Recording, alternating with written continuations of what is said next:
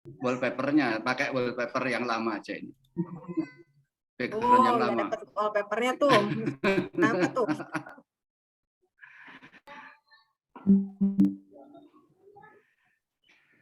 Gimana Mas Darmin kabarnya?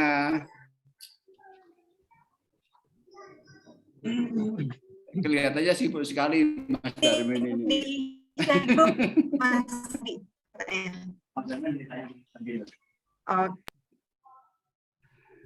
Oke, mungkin karena sudah jam berapa ini ya?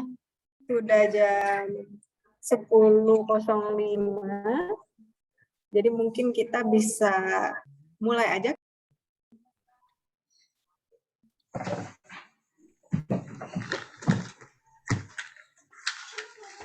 Oke, mungkin kita akan mulai terlebih dahulu. Selamat pagi, Assalamualaikum warahmatullahi wabarakatuh. Waalaikumsalam warahmatullahi wabarakatuh.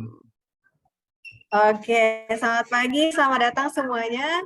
Terima kasih sekali karena di Sabtu pagi ini yang seharusnya mungkin bisa buat istirahat, tapi di sini teman-teman semua memutuskan untuk kumpul entah secara online maupun offline. Di sini sudah ada beberapa orang juga di rumah Kagama. Mungkin bisa dilihat di layar Mas Beni, ini sudah ada beberapa orang ya. Ada saya, Mas Darmin di sini sebagai pembicara juga sudah hadir. Beberapa orang ada Mbak Jihan, Mas Bayu, oke, sama Mas Aldi di sini. Pengantin baru juga. Jadi untuk hari ini kita akan menyelenggarakan seminar atau webinar ya secara hybrid untuk secara seminar rutin KHC, dan di sini kita akan mengangkat suatu topik yaitu talent management. Dan di sini kita sudah ada hadir pembicara kita yang sangat keren, sudah terbukti. Yang juga sudah menerbitkan beberapa buku ya di sini. Katanya dibagi nanti bukunya. Nanti dikasih link ke Wikipedia ya. Oke. Tapi aku udah punya bukunya Mas Darmin.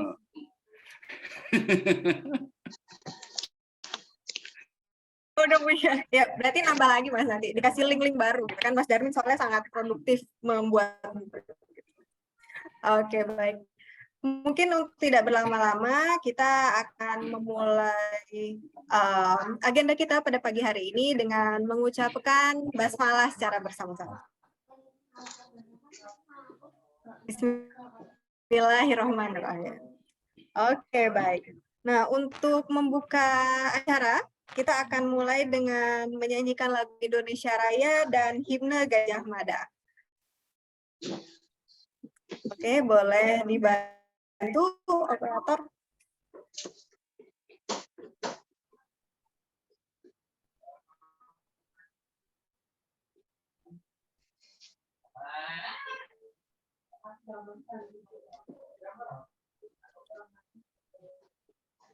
Itu tuh aku.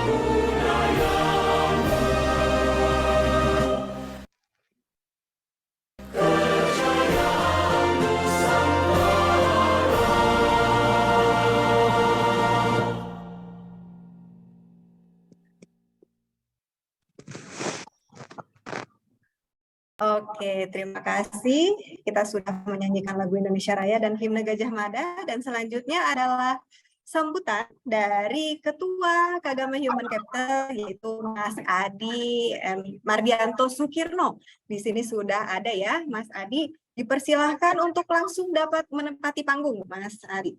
Silakan. Oke, terima kasih Mbak Mayang. Terima kasih rekan-rekan semuanya, rekan-rekan pengurus dan juga Mas Darmin ya selaku pembicara yang sudah berkenan untuk selalu sharing ini ke semua anggota ya, ke semua anggota Kagama Human Capital. Nah, ini kita pagi ini ya Mas Darmin akan sharing tentang talent management di mana itu merupakan hasil dari survei kita beberapa waktu yang lalu gitu ya, yang sudah diselenggarakan oleh pengurus. Jadi talent management itu adalah kebutuhan bagi anggota Kagama Human Capital. Nah, yang disurvei itu cukup banyak ini anggota kita yang join di WA Group itu kan berapa ya? Hampir 600-an ya. Hampir 600-an join. Nah, dan semoga apa yang akan disampaikan oleh Mas Darmin ini nanti bermanfaat untuk kita semua. Ya, singkat kata gitu aja, Mbak Mayang. Ya, semoga apa yang kita kerjakan ini bermanfaat ya untuk kita semuanya. Saya kembalikan ke Mbak Mayang. Terima kasih. Wassalamualaikum warahmatullahi wabarakatuh. Waalaikumsalam warahmatullahi wabarakatuh. Terima kasih sekali Mas Adi. Bukan Mas Mayang ya, Mas? Mbak Mayang, Mbak. Oke, baik. Oke, baik. Kalau begitu kita akan lanjut. Terima kasih sekali untuk sambutannya. Kita akan langsung melanjutkan ke acara inti kita ya. Itu paparan dari Mas Darmin nih. Oke, sebelumnya saya akan membacakan CV beliau. Jadi sebenarnya CV beliau ini panjang sekali ya gitu. Kalau yang lengkapnya itu 12 halaman gitu. Cuma saya karena bingung gitu saking panjangnya gitu. Sepertinya ada satu SKS sendiri kalau mau dibacakan semuanya. Jadi ya ini singkat saja gitu. Yang pasti sudah pasti beliau ini adalah yang sudah expert di bidangnya.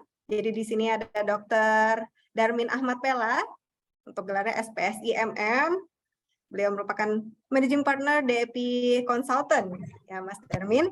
Kemudian beliau telah menempuh pendidikan doktoral Manajemen Bisnis di IPB, Magister Manajemen di UI, Unhas sebagai Teknik Elektro ya, dan Psikologi di UGM. Oke, dari tahun 1995 untuk pengalaman kerjanya ya Mas Darmin, berarti 95 awalnya. Iya. Saya berlahir Mas itu.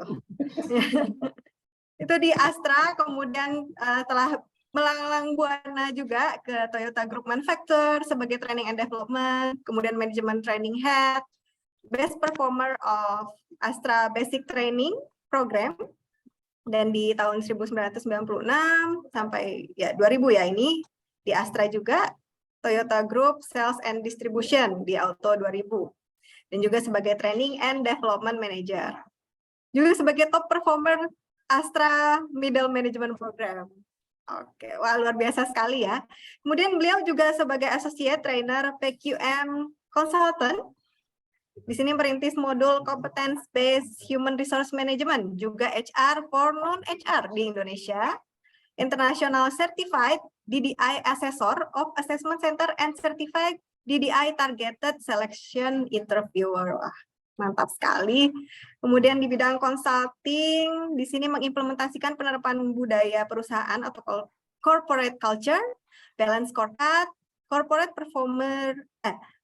performance management, talent management, dan competence based human resource management atau CBHRM sampai ke level paling operasional.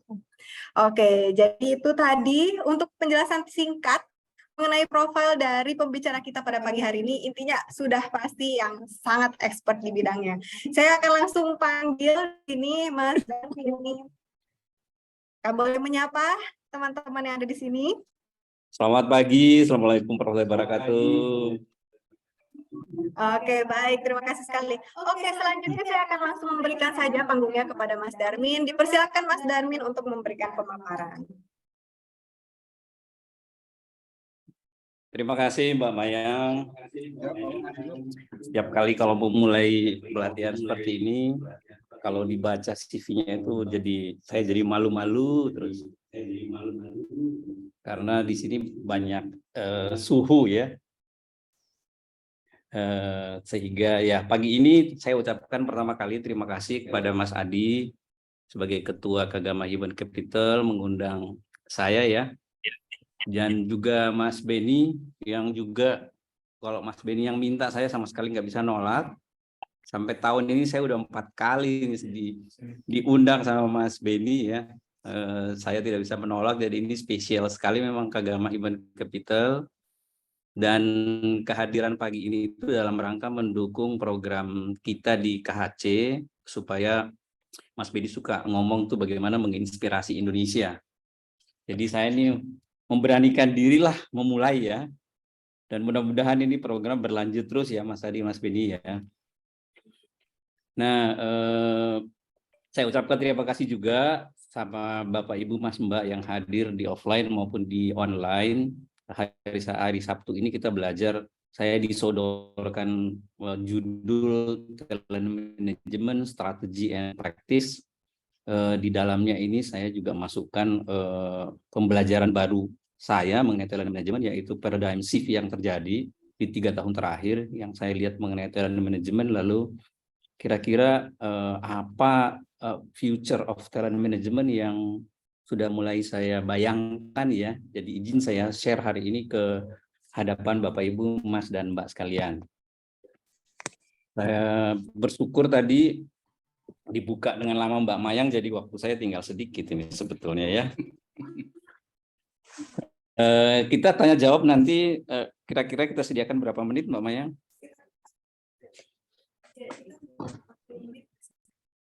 Oh iya, oke. Kenapa talent management itu penting ya? Saya mengatakan di buku waktu menulis ini bersama Bu Afifah dan terbit di sekitar tahun 2013, saya katakan coba kita nyalakan TV, dengar radio, dengarkan diskusi dimanapun, pasti selalu ada masalah. Nah menariknya waktu masalah itu dibicarakan, seringkali kita menemukan bahwa masalahnya kadang-kadang bukan uang dan lain-lain, tapi ada satu masalah yang selalu hadir, yaitu namanya masalah manusia. Kemudian yang kedua, saya juga katakan di buku itu bahwa seringkali kita melihat bahwa perusahaan itu unggul karena dia penjualannya naik, market share-nya bagus. Tetapi kalau kita lihat sebetulnya market share itu tercipta karena produk layanan yang bagus.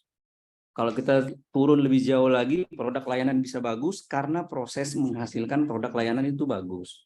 Kemudian kalau kita turun lagi, proses itu bagus karena dia dikerjakan oleh talent yang handal. Jadi kami katakan bahwa fondasi bersaing yang utama itu sebetulnya adalah di talent, ya. Dan talent itu ternyata sangat tidak mudah ditiru. Itulah sebabnya perusahaan kalau bersaing dia bisa datang benchmark kemudian meniru katakanlah Toyota Production System. Tetapi butuh waktu lama untuk meniru DNA-nya dari culture yang terbentuk di dalam perusahaan tersebut ya. Jadi talent management sangat penting karena talent itu adalah brand ya. Sehingga kalau kita lihat ada valuasi perusahaan di situasi krisis, maka yang membuat para kreditor itu bisa melakukan restructuring dengan cepat bukan karena pangsa pasarnya turun, tapi dia melihat bahwa ada talent yang bagus di perusahaan itu yang bisa membalikan kembali situasi. Jadi ini menjadi filosofi kami sudah bertahun-tahun, sehingga selalu semangat kalau ada kegiatan yang mengembalikan kita ke square one ya, fondasi bersaing kita memperkuat talent. Nah, dalam beberapa tahun belakangan kami melihat bahwa strategic role of talent management itu ternyata tidak hanya bisa kita dekati dari sisi perusahaan. waktu menulis di tahun 2013 itu fokus kami bagaimana memperkuat perusahaan. Tetapi kemudian kita melihat bahwa talent itu ternyata ada di 3 level.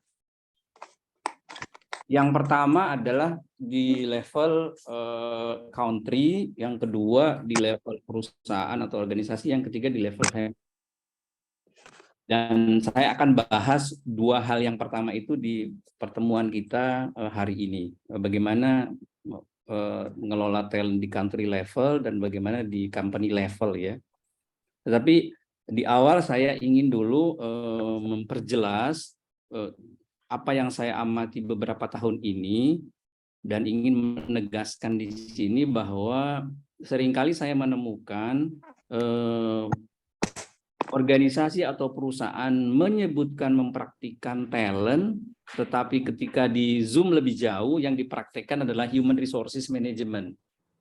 Jadi saya ingin kita menegaskan kembali apa sih perbedaan dari human capital management dan talent management secara perspektif ya. Karena bertahun-tahun kita implementasi talent management, kalau tidak terlalu kelihatan hasilnya, yaitu pertanda bahwa perspektif talent management yang real sebetulnya belum masuk. Jadi yang pertama ialah perbedaannya terkait dengan reaktif dan proaktif. Sering kami melihat bahwa rekrutmen dilakukan ketika jabatan kosong. Persiapan pengisian dilakukan ketika sudah dilihat bahwa akan ada jabatan kosong. Kami melihat bahwa itu bukan talent management. Pendekatan talent management itu jauh lebih proaktif, bahkan sampai melihat bagaimana kalau di perusahaan itu akan ada jabatan yang hari ini tidak eksis ya, tetapi akan eksis di masa depan. Nah, proaktivitas itu yang perlu dimasukkan lebih jauh ke dalam praktek human capital. Yang kedua adalah present versus future. Talent management tidak melihat hanya kondisi bisnis kita saat ini, tetapi justru orang-orang yang pengelola talent management itu fokus pada ke arah mana bisnis bergerak, kemudian di masa depan kira-kira model bisnis kita seperti apa, lalu kemudian berusaha supaya sistem dan proses serta kualifikasi human capital yang dicarinya memenuhi kebutuhan kira-kira sekitar 5, 10, sampai 15 tahun mendatang. Ini membawa kita pada perbedaan ketiga, yaitu pengelola talent management itu tidak berpikir short term, tetapi selalu berpikir long term. Ini kelihatan di program-program pengembangan yang saya lihat. Ada pola pengembangan SDM yang mencetak calon pemimpin, dan pencetakan itu dilakukan sekitar 1 tahun sebelumnya, dan itu disebut sebagai program talent management. Kami sering mengatakan bahwa kalau pendekatan talent management itu minimal sekitar 5 tahunan sudah dicetak orangnya. Jadi bukan hanya setahun setelahnya ya. Sehingga memang pendekatannya itu jauh lebih long term. Nah, ini salah satu perbedaan yang kita lihat juga di lapangan, yang kita perlu pertajam lagi. Kemudian talent management itu benar-benar fokus ke strategi ya, sehingga dia mengurusi apa yang disebut sebagai Lee Kuan Yew adalah orang-orang terpenting di negara kami yang jumlahnya tidak lebih dari 300 orang yang mengelola ekonomi sedemikian sehingga GDP tinggi, dan kami fokus pada mengelola orang-orang di level strategik tersebut. Nah, itulah talent management.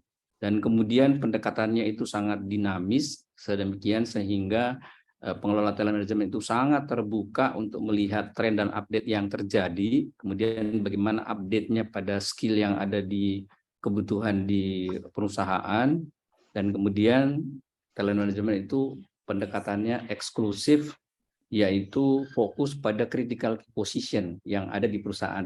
Nah, seringkali ini ditarik ke arah inklusif sehingga ketajaman implementasi talent management itu menjadi berkurang. Nah, setelah beberapa tahun saya menyadari bahwa kalau kita fokus talent management hanya di level organisasi, maka itu tidak cukup, ya, karena ternyata perkembangan geopolitik di dunia ini sangat mempengaruhi kualitas talent organisasi berkaitan dengan country policy. Ini yang membuat saya sadar bahwa kita mesti turut memperhatikan bagaimana breeding dari talent di negara itu menjadi satu hal yang kita perhatikan dan kita inspirasikan dilakukan perubahan supaya lebih mudah bagi organisasi dan perusahaan untuk juga memperkuat talent tersebut. Saya beri contoh misalkan di dunia itu ada pengukuran yang dilakukan selalu oleh IMD mengenai World Competitiveness Ranking, ya, di mana kita melihat bahwa ada negara-negara yang berada di level teratas, seperti misal Denmark, Switzerland, ya, kemudian di Asia itu yang tertinggi itu adalah ini penting untuk kita kedepankan karena kita bisa bahwa persaingan di hal itu sangat dipengaruhi oleh kebijakan di negara. Kalau kita lihat beberapa tahun belakangan, India itu lompat tinggi, ya, dalam hal competitiveness-nya. Dan ini membuat, kalau kita lihat situasi sekarang di perang Rusia Ukraina, posisinya sangat penting. Kemudian India juga masuk ke dalam BRIC, berhasil Rusia, India, China, South Africa. Kita zoom ke negara India tersebut, kita melihat bahwa ada peningkatan yang sangat baik terkait dengan economic performance, government efficiency, business efficiency, infrastructure, dan ini dampaknya kalau kita kaitkan ke talent management dahsyat, karena kita melihat bersama bahwa dibandingkan dengan 30 tahun lalu, India sekarang itu mengekspor talentnya baik di level negara maupun di level perusahaan. Jadi banyak yang mengatakan semakin banyak CEO datang dari perusahaan India, misalkan, ya. Semakin banyak CEO perusahaan datang dari India, ya. Kemudian bahkan barusan juga jadi pembahasan bagaimana Prime Ministernya Inggris itu juga dari India, ya. Jadi ini buat kami sendiri itu sebuah perhatian, ya, karena in the end sebetulnya di dunia ini kita bersaing itu di country level, ya. Nah, Indonesia itu berada di ranking sekitar di ranking 82. Kalau kita bicara, ada lagi satu studi yang menarik kita dalemin, yaitu khusus mengenai Global Competitiveness Index. Kita itu di 82, ya. Dan kita melihat bahwa ada negara-negara yang bekerja keras dan kemudian lompat tinggi selain India, itu juga adalah China, ya. China itu melompat tinggi karena melakukan banyak improvement terkait dengan education dan innovation. Jadi ini penting untuk kita kedepankan, karena saya sendiri merasakan dulu bahwa apa yang dipanen oleh perusahaan itu sebetulnya hasil dari pendidikan, mulai dari TK, SD, SMP, SMA, S1, S2, gitu, ya. Dan bagaimana tingkat pendidikan di sebuah lembaga pendidikan itu berpengaruh pada quality yang masuk ke dalam organization level. Saya ambil contoh misalkan di Singapura. Kalau di Singapura itu rankingnya naik tinggi karena pertama ada kebijakan-kebijakan terkait dengan pendidikan yang sangat bagus, ya.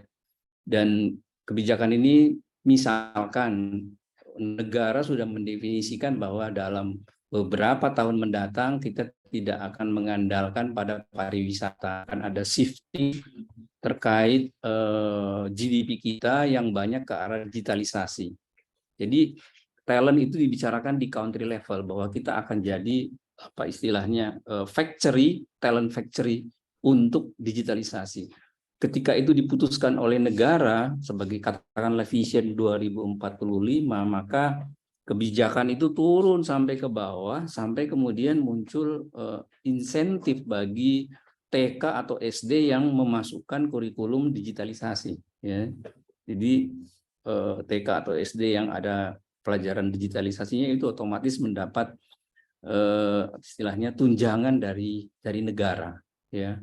Kemudian kalau kita lihat negara-negara yang global talent competitiveness-nya, indeksnya juga itu sangat bagus, terlihat dari apa yang disebut sebagai government effectiveness-nya. Ya, kalau kami lihat itu bagaimana negara itu mengambil pajak dan kemudian pajak itu digunakan dalam konteks talent management adalah membiayai seluruh kegiatan yang ada di dalam negara yang dibutuhkan rakyatnya untuk meningkatkan skill-nya.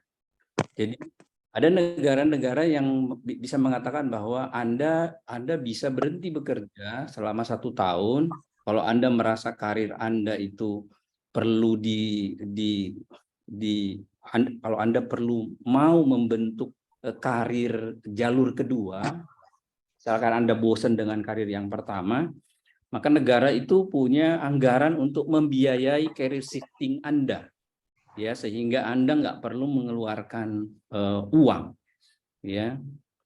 Dan kalau Anda nggak punya gaji, termasuk ada tunjangan selama Anda belajar itu, Anda masih dapat sekian persen dari gaji. Nah, ini contoh bagaimana government effectiveness itu menggunakan tax sebagai sarana untuk membuat talent negara itu menjadi lebih bersaing, ya. Kemudian yang kami lihat juga itu yang meningkatkan Global Talent Competitiveness Index itu adalah bagaimana di level negara itu memang berusaha didorong muncul labor productivity. Jadi ada usaha yang keras untuk mendefine setiap sektor dengan indikator yang clear. Jadi mulai dari katakanlah structural position, baik itu di public organization, itu mendapatkan KPI yang terkait dengan peningkatan ekonomi di setiap region, provinsi atau wilayah yang diininya, persis seperti pengelolaan di company untuk labor productivity-nya. Jadi pendekatan productivity-nya bukan hanya by organization dalam cetak produk, ya, tapi bagaimana sebuah wilayah itu menghasilkan productivity. Nah, ini kita lihat muncul dalam bentuk inisiatif katakanlah one village, one product gitu ya, di mana di-study betul setiap wilayah itu produknya apa, itu menjadi dasar peningkatan productivity di wilayah tersebut. Ini hal-hal yang menurut saya sangat penting juga kita kedepankan, karena kalau kita bicara sebagai negara ya mestinya talent management sampai ke level ini kita bicaranya, ya. Nah, yang berikutnya yang mau saya highlight itu adalah memang ada kebijakan untuk meng-attract talent, ya, meng-attract talent untuk masuk, dan kemudian setelah itu memberikan kebijakan-kebijakan yang membuat dia stay enak di tempat itu. Dan kalau kita lihat ternyata ini tidak hanya berlaku di level negara. Jadi government yang sifatnya di city itu juga bisa membuat kebijakan yang membuat talent itu masuk ke kota-kota tertentu dan kemudian dia bertahan di sana, sedemikian sehingga pertumbuhan ekonomi di kota itu menjadi lebih baik, ya. Nah, menariknya kita di Asia ini kita dianggap ada paradoks dalam arti kalau bicara secara populer sepertiga talent itu ada di lingkaran kecil di bumi yang mulai kena dari Cina masuk ASEAN lalu kemudian di Indonesia, ya, karena Cina sendiri nyumbang berapa, India nyumbang 1,4 billion, Indonesia nyumbang sekian ratus juta, jadi seluruh populasi bumi terkonsentrasi di situ sebetulnya, ya. Dan kemudian kita punya daya dorong ekonomi itu sangat besar, ya. Tetapi kebijakan talent untuk menggunakan populasi yang sedemikian besar tersebut itu yang dianggap masih inequality, ya, atau masih kurang imbang, ya.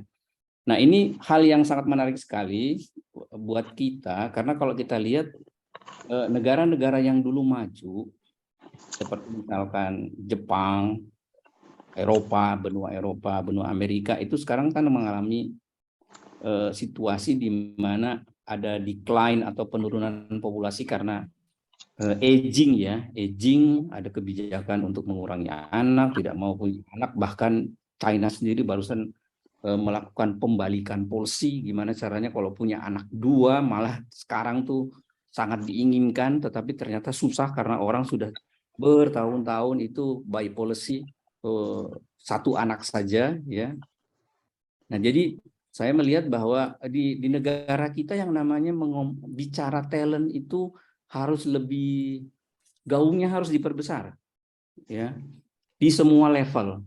Bahkan kita mungkin saya rasa jauh lebih kuat, jauh lebih akan berdampak kalau kita gaungkan talent management ini di public organization dan kemudian terkait dengan government atau terkait dengan wilayah seperti yang saya bicarakan tadi.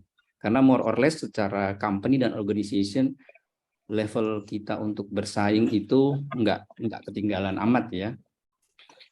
Nah, saya ingin beri contoh bagaimana dampak kalau di level negara talent itu diperbaiki. Ada satu lagi survei yang menarik saya selalu ikuti itu yang disebut dengan World Happiness Report ya, atau survei tingkat kebahagiaan per penduduk ya.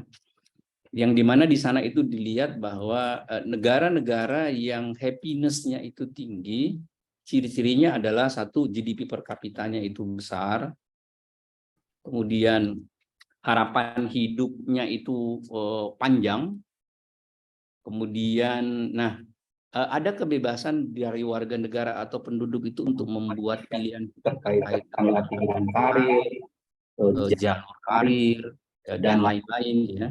Dan itu menunjukkan bahwa jalan sukses itu terbuka. Dan kemudian juga merasa bahwa ini ada social support dari peer, dari rekan, dari keluarga, itu dari kantor, teman-teman di kantor itu banyak. Lalu ada generosity ya di sosial itu. Jadi kalau ada misalkan kemalangan itu ada banyak bantuan yang datang. Dan yang ketiga yang membuat happy warga itu adalah warga itu melihat bahwa di negara kami itu absence of corruption itu sangat tinggi ya. Nah, ini ternyata sangat berpengaruh terhadap kualitas talent di negara itu ya. Dan inilah yang kemudian saya ambil contoh, misalkan beberapa bulan lalu saya baca bahwa akan ada undang-undang kesejahteraan ibu dan anak, which is itu juga sebetulnya kalau bagi saya itu pengelolaan talent di country level ya. Salah satu negara yang paling bagus dalam pengelolaan talent itu misalkan Denmark. Dia mengatakan bahwa warga negara kalau misalkan dia melahirkan, maka undang-undangnya kalau di kita kesejahteraan ibu dan anak itu pada saat masuk ke rumah sakit itu langsung diberitahu bahwa Anda itu bisa cuti selama 10 bulan. Ya, suami Anda juga bisa ikut cuti selama 9 bulan. Anda dijamin oleh negara selama 3 tahun ke depan boleh mengajukan bekerja dari rumah dalam rangka membesarkan anak. Karena kalau Anda membesarkan anak lebih konsen, nanti di masa depan anak Anda talentnya akan lebih baik, ya. Dan saya dahulu tidak melihat ini keterkaitannya kuat dengan talent ya, tetapi beberapa tahun belakangan saya meyakini betul bahwa ternyata talent itu dimulai dari penguatan di family gitu ya, sehingga saya juga ada nulis buku itu begitu banyak bos, begitu sedikit pemimpin. Di sana juga ada saya bahas gimana membuat family yang tidak menghasilkan bos ya, gimana family yang menghasilkan the real leader atau pemimpin. Di sana juga saya bahas bagaimana membuat sekolah tidak menghasilkan seseorang menjadi ketika masuk di tempat kerja perilakunya jadi kayak bossy ya, tapi gimana membuat sekolah itu menghasilkan orang masuk ke perusahaan perilakunya sebagai leader ya. Jadi kita nggak bisa bikin apa istilahnya pemisahan-pemisahan yang kaku sekarang ini kalau kita bicara mengenai talent. Jadi ini saya mau highlight juga secara penting karena menurut saya kita tidak bisa lepas dari semua kebijakan-kebijakan ini yang berpengaruh pada akhirnya di kondisi mikro talent management kita. Nah, satu lagi yang mungkin mudah-mudahan membuat kita bersemangat ya, saya merasa kita hidup di sekitar akhir tahun 2020-an sampai beberapa tahun ke depan itu yang sangat menarik adalah saya melihat kita itu mengalami apa yang disebut oleh Ray Dalio itu sebagai world changing order, yaitu terjadinya perubahan tatanan dunia. Dan ini juga berdampak ke talent management ya. Kita melihat apa yang dibilang sebagai the rise of China, the decline of USA. Jadi ada proses di mana seperti ketika dulu Amerika itu pelan-pelan mengambil kekuasaan sebagai pemimpin di dunia dari Inggris, dan kemudian Inggris juga dulu pelan-pelan ngambil dari Netherlands, maka kita ini akan hidup di masa di mana pelan-pelan itu China akan menjadi pemimpin dunia, ya, mengambil alih dari Amerika.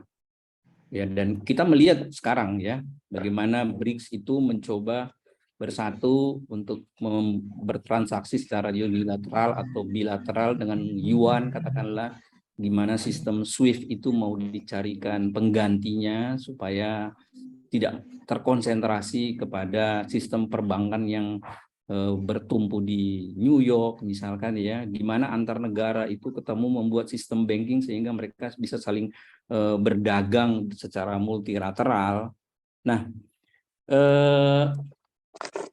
naik turunnya negara, termasuk kalau kita bicara kita semua orang Indonesia di sini, naik turunnya Indonesia itu untuk bersaing di masa depan itu ada 8 faktor ternyata, yaitu pertama seberapa bagus education-nya, kedua seberapa bagus innovation dan teknologi di negara itu, ketiga seberapa kompetitif dia dalam hal produk, kemudian seberapa kuat militernya, lalu bagaimana perdagangannya, apakah dengan banyak negara, lalu economic output-nya apakah besar, lalu apakah dia berhasil membuat financial center di negaranya untuk bertransaksi ya.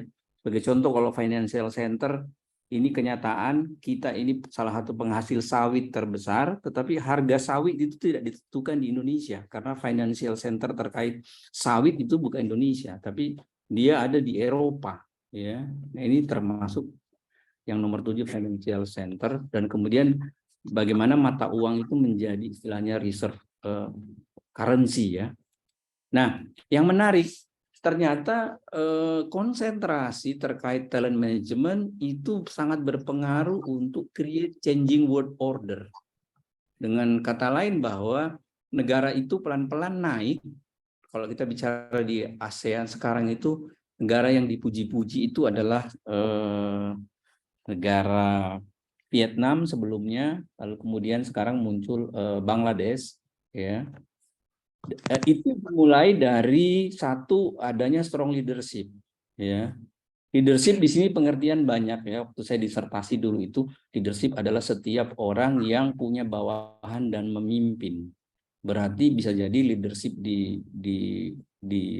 kementerian lembaga, leadership di perusahaan, leadership di kepartaian, leadership di manapun ya. Kalau ada strong leadership, maka ada keinginan kuat untuk membicarakan masalah, lalu ingin memperbaiki masalah, melakukan penemuan-penemuan memperbaiki masalah. Dan kemudian ada keinginan untuk memperbaiki education supaya fokus pada masalah tersebut. Jadi education itu jurusannya apa, fakultasnya apa, harus mengarah kepada masalah apa yang mau di-solve. Ya. Dan itu kemudian muncul lagi dalam bentuk adanya culture yang kuat untuk innovativeness di negara itu, lalu kemudian terjadi resource allocation yang makin efisien ya, yang makin efisien ke berbagai hal yang dianggap penting di negara itu untuk menjadi sarana competitiveness-nya bersaing dengan negara lain. Nah, kalau itu tercapai, maka pelan-pelan setiap orang di negara itu akan mulai income growth-nya naik. Karena istilahnya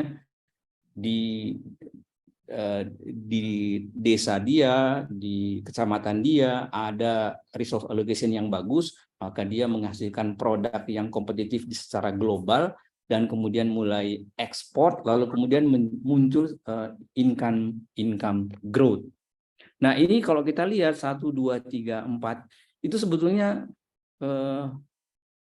fondasi yang sangat dasar terkait dengan talent management yang kita nggak bisa lupakan ya, yang dampaknya sangat besar. Nah, kembali ke apa yang kami tulis dulu di 2013 itu, dulu kami menulis bahwa settingan kita dulu ini bahwa talent management itu dibutuhkan di organisasi, di perusahaan maupun kementerian lembaga. Sekarang ini berkembang, tahapan ini kami rasa juga penting untuk level negara ya. Jadi mungkin saya akan bahasakan dua nih. Yang pertama, tahapan talent management yang penting itu adalah bagaimana di organisasi, perusahaan atau negara kita menemukan posisi kunci yang ada di organisasi itu. Dalam arti kalau posisi kunci itu buat saya itu terjemahannya dua, yaitu posisi apa yang sangat menentukan naik turunnya kinerja organisasi. Dan yang kedua ialah posisi yang sangat khas di industri kita. Dua itu dulu aja ya. Ada banyak faktor tapi dua itu dulu. Jadi kalau kita bicara katakanlah Tokopedia, jabatan apa yang paling berpengaruh naik turunnya revenue-nya Tokopedia. Kemudian jabatan apa yang khas ada di perusahaan yang industrinya khas Tokopedia. Nah, itulah posisi kunci di organisasi itu. Kalau di level negara kita bicara jabatan apa, posisi apa, keahlian apa yang sangat penting bisa menaikkan kinerja ekspor Indonesia misalkan gitu. Kemudian apa yang khas di Indonesia ya. Nah, itu menentukan posisi kunci kita. Kemudian setelah kita mendefine itu, maka kita mendefine kriteria kompetensi apa yang harus dibangun supaya bisa bersaing di level global. Ya, saya selalu menyebutkan di level global karena sebetulnya kebersaingan itu ada 3 level. Yang pertama ialah kita bersaing di level nasional. Dalam arti kita sudah the best belum dalam industri kita di Indonesia ya. Yang kedua adalah kita bersaing di level regional. Jadi mungkin kita dikaitkan dengan negara-negara ASEAN ya atau negara-negara Asia Tenggara.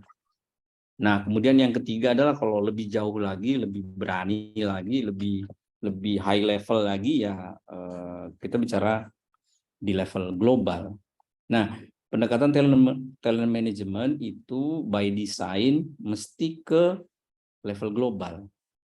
Karena kalau kita melihat begitu kita tidak mendesain di level global, maka di dunia sekarang itu talent kita dimasuki dari negara lain.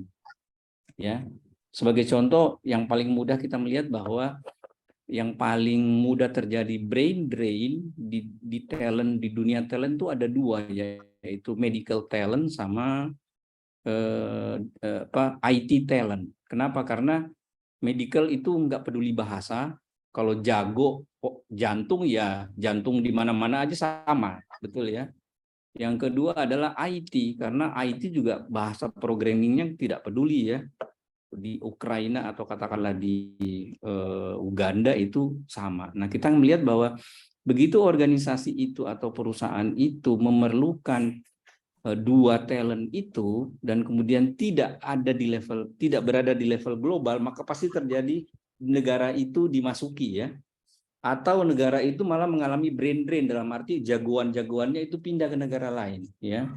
Jadi kita melihat misalkan kalau kita balik ke 3 tahun lalu itu Presiden Amerika Donald Trump mengatakan bahwa saya mau banning imigrasi dari Timur Tengah misalkan ya, sehingga yang sudah kembali ke Timur Tengah itu tidak bisa kembali lagi ke Amerika. Kita melihat protesnya itu justru datang dari para pengelola rumah sakit di Amerika. Karena brain drain tenaga dokter dari Timur Tengah yang mengisi rumah sakit Amerika itu besar sekali. Jadi banyak dokter yang bagus-bagus di Middle East, tapi talent attraction-nya Amerika itu bagus demikian sehingga mereka pergi ke sana untuk menjadi dokter karena jauh lebih dihargai ya. Nah, begitu ditutup oleh Donald Trump, yang protes itu rumah sakit. Dan kita lihat kalau kita di Indonesia sekarang, kalau kita tanya perusahaan-perusahaan yang butuh IT digital, ya orang yang bagus kita pergi ke negara lain, atau kalau kita nggak punya di sini, orang negara lain yang masuk mengisi talent digital kita. Nah, yang ketiga ialah bagaimana mendesain asesmen talent dan talent pool untuk kemudian dikembangkan. Ya, nah pengembangan ini kami melihat bahwa pola pengembangan talent ini sekarang itu beda jauh dengan masa-masa sebelumnya, ya, karena faktor teknologi, faktor organisasi, dan lain-lain. Dan kemudian setelah kita melakukan pengembangan, bagaimana kita memonitor hasil pengembangan dari talent itu di berbagai seginya. Lalu kalau kita putar, nah seiring kebutuhan organisasi untuk mengisi future leader, kita melakukan pengisiannya dan melihat readiness-nya. Ya. Jadi kalau di sini kita bicara ada 3 hal, yaitu yang pertama ialah terkait dengan infrastruktur kita di dalam mengelola talent management. Terus yang kedua adalah integrasi dari semua aspek atau sistem dalam talent management yang berhubungan satu sama lain, apakah ada koherensi. Dan yang ketiga adalah kemampuan proses kita itu untuk menghasilkan talent yang sifatnya ready, ya. Ready dalam arti betul-betul bisa menjadi leader yang kalau di manajemen disebutkan itu leader yang make thing happen, dalam arti taruh leadernya di sana, insya Allah itu berubah situasinya karena leadernya itu benar-benar make thing happen. Nah, dalam beberapa tahun terakhir kami merasa bahwa ini perlu untuk mensosialisasikan lebih banyak lagi hal-hal ini, maka beberapa bulan terakhir itu kami sendiri membuat channel ya untuk bercerita lebih jauh mengenai hal-hal yang kita temukan di lapangan, kemudian kita sharing mengenai apa solusi atau apa hal-hal yang perlu diperhatikan dalam berbagai hal terkait talent, baik terkait dengan akuisisi, kesenjangan generasi, paradigma yang harus dirubah dan lain-lain ya di channel ini. Nah, kalau bicara best practice terkait talent ada 6 ya. Yang pertama dan paling penting itu ialah memang di organisasi itu talent management itu dipahami oleh CEO sama senior leader. Paham itu maksudnya paham sampai ke level hati, sampai ke level passion ya. Yang sadar betul bahwa all good leaders will go. Dan bagaimana ketika saya pergi nih sebagai good leader, saya make sure bahwa pengganti saya itu jauh lebih siap untuk masa depan.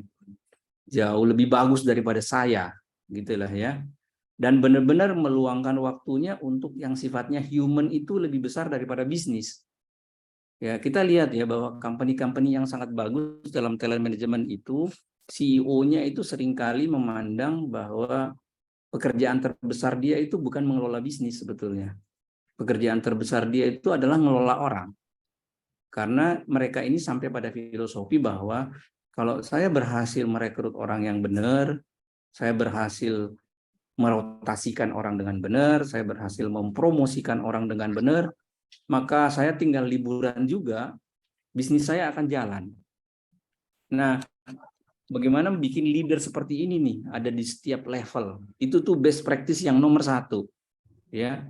Karena memang seringkali IT sudah diimplementasi, visi udah dicanangkan, spanduk udah dipasang gitu lah ya. Pada saat implementasi, karena passionnya nggak kuat, ya longgar. Ya. Nah, kemudian yang kedua, best practice yang sangat penting untuk talent management itu ialah bagaimana memastikan bahwa semua leader di semua level ya itu tiap hari berangkat kerja, bertanggung jawab untuk memastikan bahwa semua tim saya ini give the best pada hari ini, ya. Dan itu kayak menjadi istilahnya habitnya, ya. Dan give the best itu bukan dalam arti hanya kinerja saja, tapi termasuk dalam konteks bahwa dia happy melakukannya, gitu ya. Dan penekanan happy ini kami lihat makin kesini itu makin besar loh. Karena kita mengalami situasi di mana tenaga kerja kita sekarang itu makin butuh happy ya. Kalau bapak saya dulu bekerja itu mungkin nggak terlalu butuh happy loh. Ya. Tapi kalau karyawan level sekarang, kalau direkrut, Pak, saya happy, ya, itu kerasa kayaknya pengaruh banget itu. Ya. Ya, jadi kemampuan atasan yang istilahnya sisi hard side sama soft side-nya itu menjadi jauh lebih sangat penting ini. Nah, yang ketiga ialah ada grooming leadership yang istilahnya konsisten ada dari awal kepada para calon pengganti ini, ya. Dan yang keempat ialah ternyata ditemukan bahwa job shadowing itu salah satu pola pengembangan talent yang sangat berhasil, yaitu orang-orang yang mau di grooming jadi talent ini ditempelkan saja pada jabatan atau pada orang yang sedang mengalami problem yang sama, jabatan yang sama, kompleksiti yang sama, dan dia belajar melalui pola learning by experience, ya. Kemudian yang kelima adalah bagaimana membuka feedback itu openly dari seluruh arah kepada talent yang bersangkutan. Dan yang keenam itu adalah pengembangan leadership itu dilakukan sejak awal, bukan 1 tahun sebelum mengisi jabatan. Ya, jadi saya suka mengatakan bahwa talent management dan crash leadership development program itu beda. Ya, kalau membuat pelatihan untuk mengisi jabatan struktural setahun sebelumnya, saya katakan itu crash leadership development program, bukan talent management, karena faktor yang ke-6 ini. Jadi itu untuk menjawab apa sih praktis yang dianggap sangat penting. Nah, sejak mulai COVID, kami merenungkan sepertinya terjadi new horizon terkait dengan talent management. Jadi saya sendiri mengkoreksi semua pikiran saya dulu waktu menulis buku tahun 2013 ini, karena saya melihat ada paradigm shifting yang harus kita lakukan ke otak kita juga dalam pengelolaan talent, ya. Sebagai contoh yang bisa kita sampaikan di sini itu adalah dalam hal tenure misalkan. Zaman dulu waktu kami di perusahaan itu ada kata-kata yang kuat sekali melekat. Filosofi yang namanya how to make employee long life employment, ya. Jadi kita melihat bahwa karyawan ini gimana caranya kita bikin betah supaya dia pensiun di tempat kita. Dan dulu kita confident bahwa kita bisa melakukan banyak hal untuk melakukan itu. Di 3 tahun terakhir saya melihat bahwa ini makin mustahil, ya. Sehingga bisa jadi sekarang paradigm yang kita ambil adalah there's no long life employment sebetulnya untuk konsep pengelolaan talent. Jadi berhentilah frustasi mengatakan bahwa talent saya udah saya bagus-bagusin, kenapa dia keluar? Karena itu bukan zamannya lagi, bukan tahun 1996-an seperti saya dulu mengalami, ya. Yang kedua saya lihat paradigm shift adalah ada dokumen yang saya lihat selalu ada, yaitu job desk. Saya melihat ini di zaman sekarang ini tuh dokumen ini udah nggak relevan. Kenapa? Karena kita sudah berada di zaman di mana orang itu nggak bisa dikasih tahu apa yang harus dilakukan. Ya, begitu situasi berubah, maka apa yang harus dia lakukan jadi berubah, sehingga apa yang ditulis di job desk melaksanakan itu menjadi nggak relevan lagi. Jadi saya melihat kita masuk harus paradigm shifting. Kita mulai bilang begini, job deskmu nggak ada, terserah padamu, tapi objektifmu ini, ya, targetmu ini. Nah, apa yang engkau lakukan untuk mencapai target ini, silakan lakukan. Jadi saya nggak mau ngurusin what is your job, gitu ya. Itu saya lihat juga paradigm shift yang harus dilakukan. Yang ketiga, saya lihat dalam hal learning. Di zaman sebelumnya saya merasa untuk bikin orang jadi sebagai talent, kita perlu membuat satu pola belajar ya, pola belajar. Dan kalau dia tidak ikut pola belajar itu, kita merasa dia bakal nggak jadi nih, gitu ya. Tapi saya lihat mungkin paradigma sekarang itu pola belajar itu mungkin ada, tapi tidak bisa dikatakan itu satu-satunya lagi. Karena pada saat kita bikin pola belajar untuk 5 tahun ke depan, ternyata pas jadi 5 tahun itu kebutuhan orangnya sudah beda, bisnisnya sudah beda. Jadi structuring pola belajar itu sudah nggak bisa jadi satu-satunya andalan. Termasuk pola belajar ini adalah sumber belajar. Ya. Dulu kita bisa mengatakan bahwa Anda kalau mau jadi leader yang bagus, inilah source yang memungkinkan untuk jadi leader. Ya. Tapi saya lihat sekarang itu kita nggak bisa memprogram itu. Karena sumber belajar jadi leader itu nggak bisa kita kerangkeng lagi bahwa ini cara untuk berhasil. Ya. Dan banyak contoh di masyarakat kita lihat ya.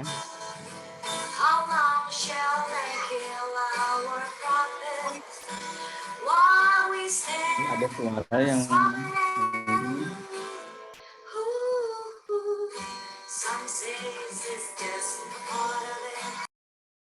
Oke, terima kasih. Nah, yang berikutnya paradigm shift yang saya rasa adalah peran atasan ya. Zaman dulu kita bisa menganggap bahwa atasan itu yang paling pinter. Atasan itu yang paling diikutin ya dalam hal pengelolaan talent.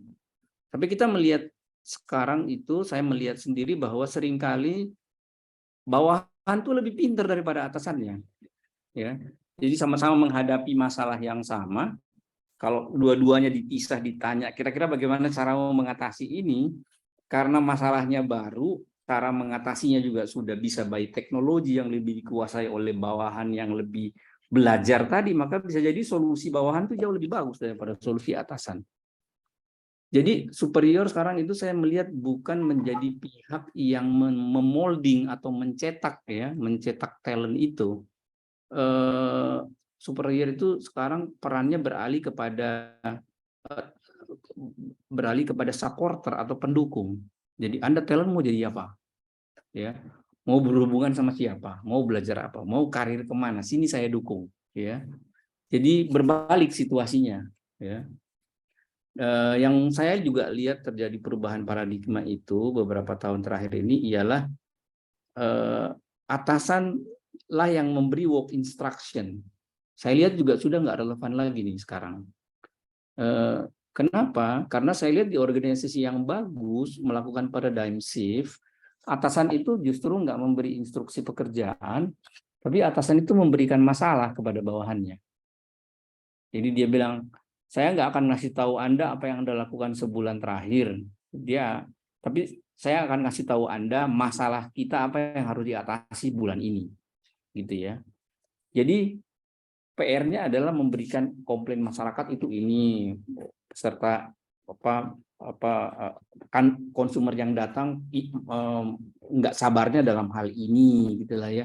Mengenai gimana, sorry saya nggak tahu sebagai atasan. Nah itu yang saya lihat di best practice ya, karena memang saya lihat talent-talent yang baru ini itu entah kenapa, mungkin karena dari lahirnya itu sudah melihat HP ya. Sudah nonton kartun yang bahasa Inggris, nggak usah ngikut kursus kayak saya dulu, kursus belajar bahasa Inggris, sekarang mereka tiba-tiba udah bisa bahasa Inggris saja. Nah, begitu dia masuk ke YouTube belajar bahasa Inggris, jauh lebih pintar. Jadi, work instruction itu seems irrelevant ya. Nah, yang saya lihat juga terjadi perubahan ialah diploma. Diploma dulu itu saya lihat sakral ya, maka pada saat kita merekrut talent, kita benar-benar memperhatikan tuh jurusannya apa, fakultasnya apa gitu ya. Lalu pada saat seleksi resume kita juga lihat betul jurusannya apa. Tapi saya lihat di organisasi yang paradigm shifting-nya udah jadi, mereka itu bisa bilang kalau Anda melamar tidak usah lampirkan ijazah sama sekali, nggak masalah. Ini karena dia udah berhasil paradigm shifting ya. Mereka bilang begini, Anda tidak usah kasih ijazah karena kami punya tes yang bisa langsung tahu Anda cocok kerja di kami atau enggak. Ya, jadi bisa Anda belajar di Khan Academy yang murah-murah gitulah ya. Bisa Anda belajar di YouTube University gitu ya, yang tanpa bayar gitu ya. Pokoknya masuk ke sini Anda nggak usah bawa ijazah sepanjang kami tes. Dan kita lihat di level masyarakat banyak beberapa video viral itu engineer-engineer yang belajar secara otodidak itu berhasil menjadi vendornya NASA misalkan. Ya toh. Jadi saya melihat ini mesti harus mengoreksi juga nih mengenai diploma ya, dan saya lagi buat satu video bagaimana kita meng-attack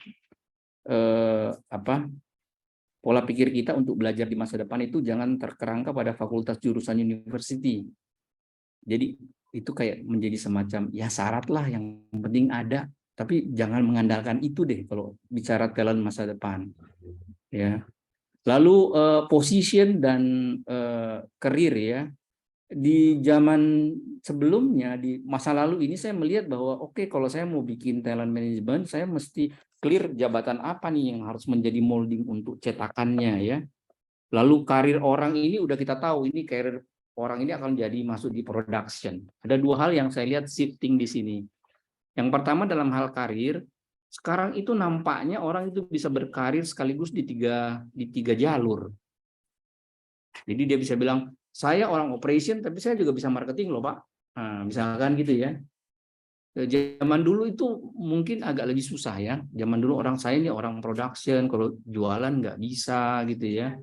Ya, kalau sekarang itu mungkin karena istilahnya dia mudah mendengar dari mana-mana, mudah paham, otaknya juga Pentiumnya lebih tinggi ya daripada generasi sebelumnya ya.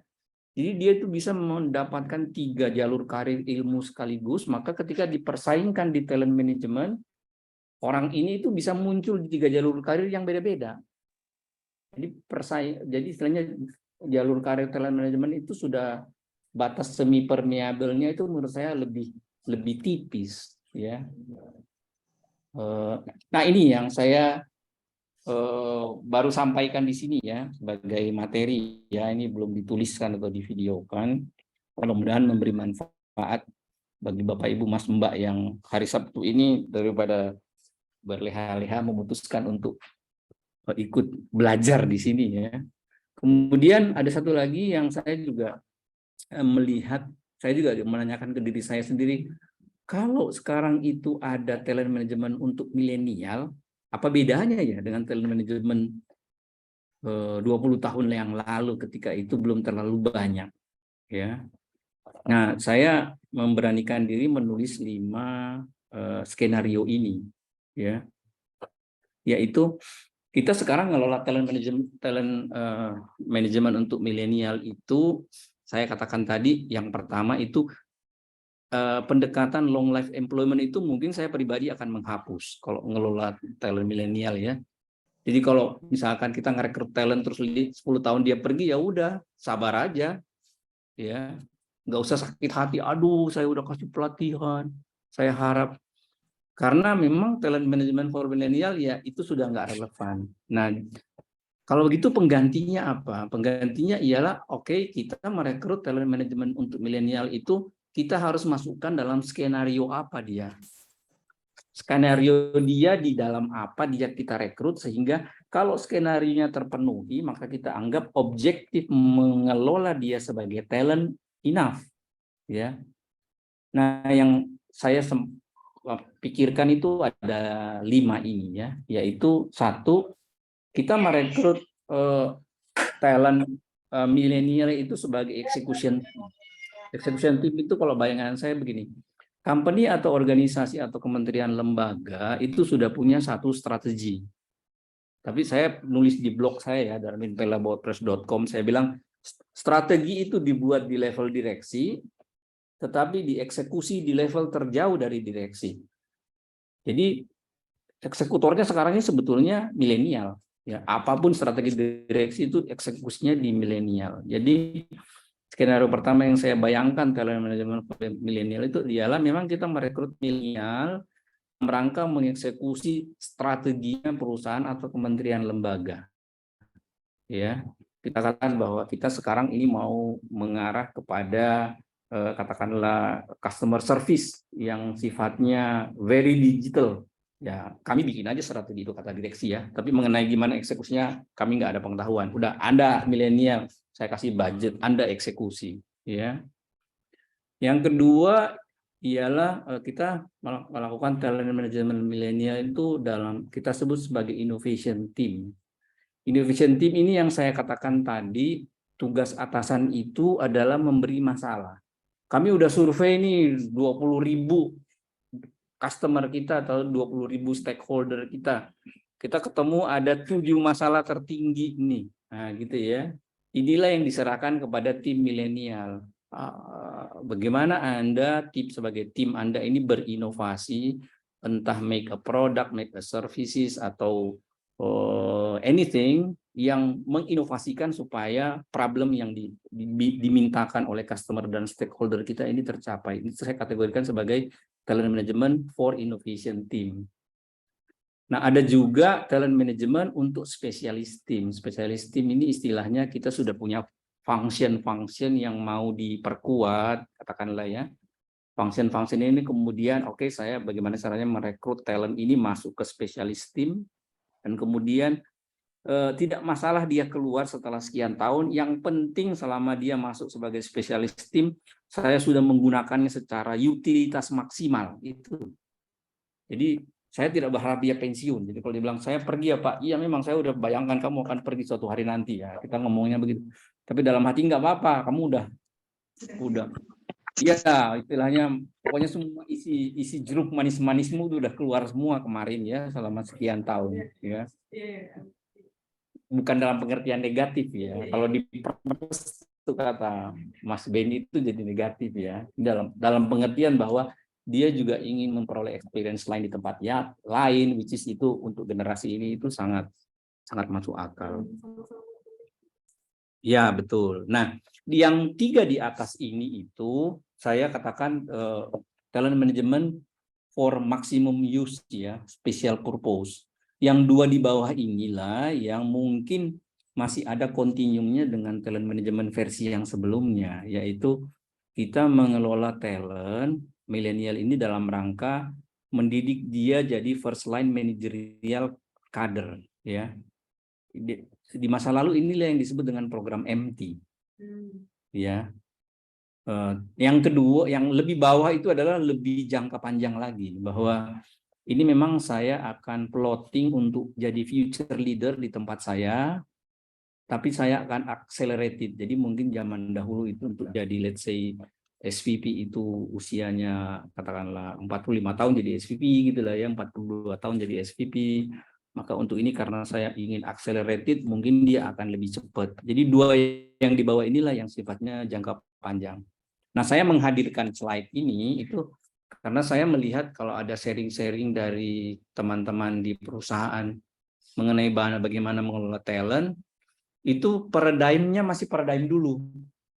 Ya, mungkin karena sama kayak saya ya, usia 50, dulu juga merasa begitu, sekarang merasa kenapa saya ditinggalkan ya. Nah, menurut saya kita harus ketika ngelola talent itu, ini 5 yang saya sodorkan sebagai skenario-nya, supaya kalau kita clear skenario-nya ya objektif pengelolaan dia di skenario ini. Ketika dia sudah memenuhinya, ya jangan menggunakan harapan dengan skenario yang lain. Ya, ini open for discussion ya, Bapak, Ibu, Mas dan Mbak. Oke, hal baru lagi yang saya lihat di talent management itu mungkin karena belakangan itu kemana-mana saya lihat itu kata-kata selalu healing. Ya, apa-apa ditambahin healing. Tolong silakan belanja ke kami dalam rangka healing. Nah, gitu ya. Saya melihatnya sebagai suatu hal yang apa kaitannya ini ya kepada manajemen dan kepada talent management. Ternyata ada kaitan dengan yang saya sampaikan di depan tadi, global talent competitiveness. Ada kaitannya seperti saya tadi mencontohkan Denmark ya, yaitu di masa lalu saya melihat bahwa talent management itu dimulai dari employee satisfaction, lalu bertambah employee engagement. Nah, dengan healing ini sekarang mungkin saatnya dia menjadi, istilah saya itu integrated approach triangle, yang dimana di dalamnya itu EW itu adalah employee wellness. Dan memang setelah saya melihat jurnal lebih banyak ya, waktu saya menulis buku yang begitu banyak bos, begitu sedikit pemimpin, saya ternyata melihat bahwa ada fenomena yang tersembunyi di bawah, yaitu banyak atasan yang bikin bawahannya itu sakit secara mental. Maksudnya itu kayak fenomena gunung es lah, nggak kelihatan tapi sebetulnya ya, I don't have to remind you, we have big case about this di negara ini sekarang kan, ya enggak, if you know what I mean ya. Jadi peran atasan itu dalam rangka membentuk budaya kerja yang sehat, sekaligus quote in quote tanpa sadar sickness-nya dia itu mempengaruhi kepada sickness-nya timnya, itu hal yang besar sekali ternyata, dampaknya besar sekali dan can cost a life ya. Ini yang membuat saya merasa bahwa kayaknya konsep talent management yang baru harus diinjeksi sama wellness tadi. Ya, jadi kita nggak bisa lagi mengatakan kepada karyawan itu, are you satisfied, are you engaged, gitulah ya. Tapi kita bilang, are you well ya. Nah, well itu saya terjemahkan di slide yang berikut ini, bahwa bagaimana caranya talent management itu membantu kita, membantu karyawan, membantu milenial tadi itu punya balance of life dengan kita fokus pada yang bawah-bawahnya ini nih. Ya. Kalau kita fokus pada area wellness-nya fisikal, ya kita lihat dia sering sakit enggak? Sering kelihatan lemes enggak? Kalau kita lihat dari sisi emosional, kita bikin KPI terkait dia di stres enggak? Kalau kita lihat wellness dalam konteks intelektual, ya kita spesifik menyisir mana karyawan-karyawan yang nggak bertumbuh lagi berpikirnya karena no learning gitulah ya. Jadi bukan fokus pada yang belajar, tapi justru fokus yang pada udah apatis belajar misalkan lah ya, atau sama sekali nggak diperhatikan sehingga nggak belajar. Kita fokus dalam hal sosial justru mencari siapa aja karyawan yang penyendiri nih, yang loneliness nih, karena itu awalnya masuk pikiran buruk, terus suatu hari dia jump in dari apartemen gitulah ya, jadi viral. Kalau wellness harus begitu sudut pandangnya ya. Lalu kita fokus lihat talent mana yang kelihatannya burn out ya, stres. Lalu kalau secara finansial, bahkan menurut saya kita harus dalam talent manajemen mencari tahu siapa karyawan kita yang nggak punya tabungan sama sekali, dalam arti bankrupt ya. Dalam perspektif begini, kalau dia betul-betul bankrupt, nggak punya tabungan, gimana caranya dia bisa be a good family di masa depan? Karena dia nggak punya akses apa istilahnya, akses operasional cash untuk katakanlah mulai nyicil rumah, bangun rumah tangga ya toh.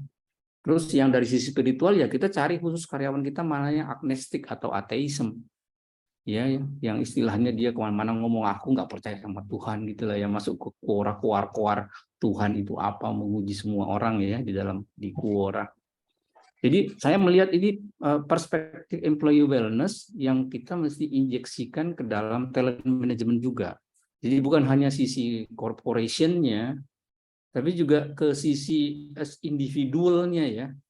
Dan kita nggak bisa menyerahkan bahwa ini mau saya serahkan ke family aja nih, atau ini mau saya serahkan kepada individunya ya.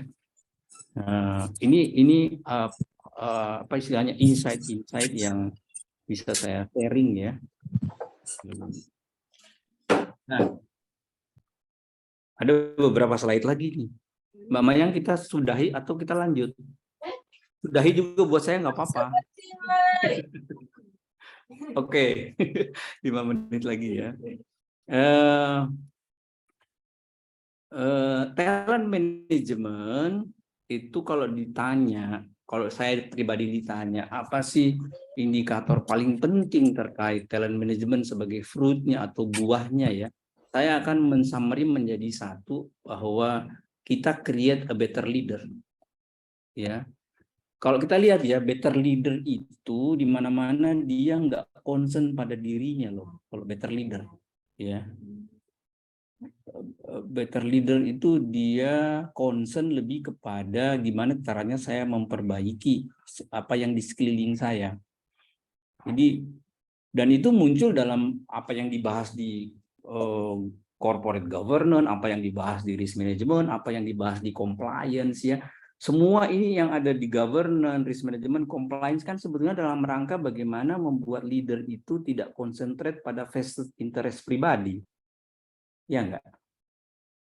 Jadi bagaimana dia konsentrate pada bahwa vision saya sebagai leader ini adalah menghilangkan kerak-kerak organisasi, memutus mata rantai birokrasi, membuat orang yang benar-benar kompeten yang naik ke atas, ya, menyingkirkan family atau kerabat yang tidak kompeten tapi akan saya angkat, gitulah ya, mengusir vendor yang tidak bagus, ya, meskipun dia ingin memberi saya perhatian sangat luar biasa.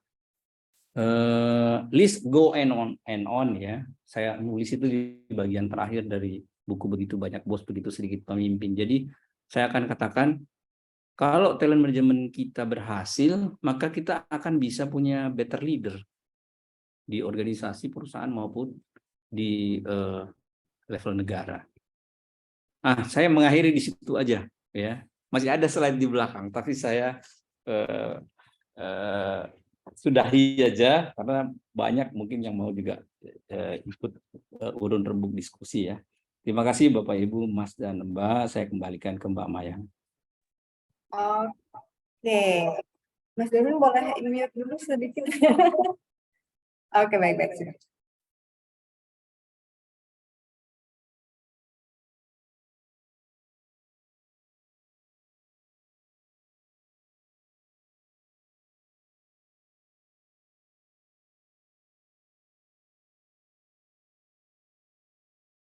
Mbak Maya unmute dulu. Ini silakan. Oke, kalau begitu terima kasih sekali Mas Darmin untuk sharingnya, luar biasa sekali. Tadi sih saya merasa banyak sekali yang relate gitu, jadi ingin rasanya nanya-nanya banyak nih. Mungkin kalau nggak sempat nanti kita di belakang ya Mas Darmin. Oke, baik. Nah, sekarang kita sudah sampai ke sesi tanya jawab ya teman-teman. Saya akan buka pertanyaan yang sudah diterima lewat Slido. Ini Slido ya? Oke. Baik. Sekarang masih ada baru 2 pertanyaan. Nanti kita akan kasih kesempatan untuk Bapak Ibu, Mas Mbak di sini yang mau bertanya secara langsung ya. Nah, untuk yang pertanyaan pertama nih Mas Darmin, ini dari Mbak Nita.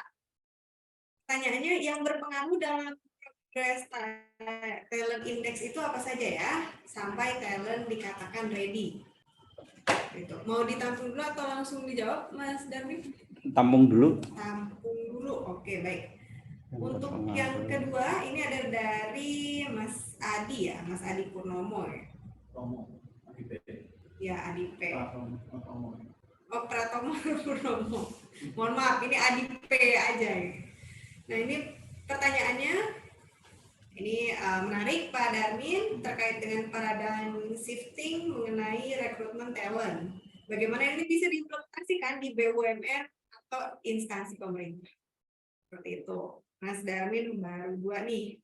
Boleh mau dijawab sekarang? Iya, boleh. Oke, silahkan. Baik, terima kasih pertanyaannya dari Mbak Nita ya, yang berpengaruh terhadap talent index sehingga dikatakan ready. Memang di aplikasi talent management yang bagus atau di survei di country level yang bagus, yang dikatakan kalau di organisasi atau perusahaan yang dikatakan ready itu adalah bila jabatan itu kosong sekarang, maka apakah pemegang jabatan yang talent yang akan mereplace jabatan kosong itu akan perform sama dengan pemegang jabatan yang bagus yang digantikan. Nah, itu yang dimaksud dengan readiness ya. Jadi organisasi yang bagus itu seringkali malah membalik. Justru kalau sudah ready, yang atasnya yang dipindahin. Ya. Sehingga kalau organisasi perusahaan yang bagus itu justru mendorong bawahnya untuk mengganti dirinya sebagai atasan. Ya, kalau perusahaan yang bagus itu justru bilang, kamu berapa tahun bisa gantiin saya? Bapak nanti gantiin siapa? Saya gantiin atasnya lagi. Terus yang atasnya nanti terakhir kemana Pak? Tenang aja, nggak usah pikirin karir dia.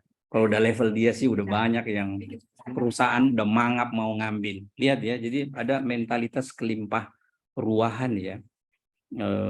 Terkait dengan talent tersebut. Jadi readiness adalah sejauh mana itu bisa mengisi jabatan.